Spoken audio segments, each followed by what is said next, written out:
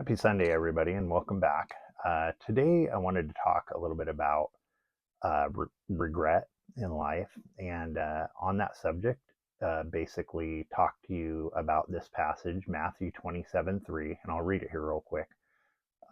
When Judas, who had betrayed him, saw that Jesus was condemned, he was seized with remorse and returned the 30 pieces of silver to the chief priests and the elders. And basically, that is an aspect of regret.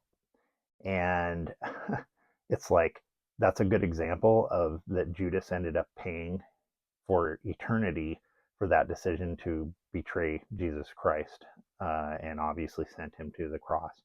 uh, you know in relation to our lives is obviously, if you're younger, and your life is way off course, is that you still have a lot of time to course correct without it ending up way off course down the road, like many here obviously who are older, and they can attest to that that is very easy to happen.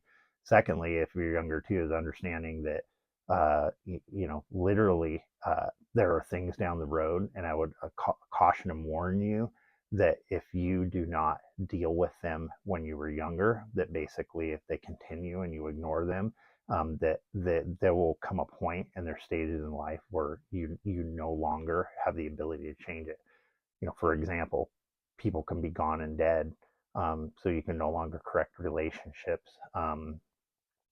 Things can, obviously, there's stages in life where literally you cannot correct. You can't go back and do education in your 20s. You can't, go back and have a family in your, easily in your 40s or 50s or 60s.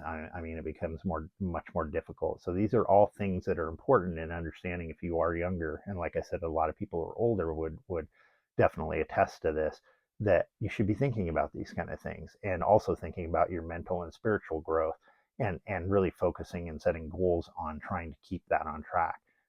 If you're older, obviously, we understand that basically there's certain things, like I said, that you cannot change.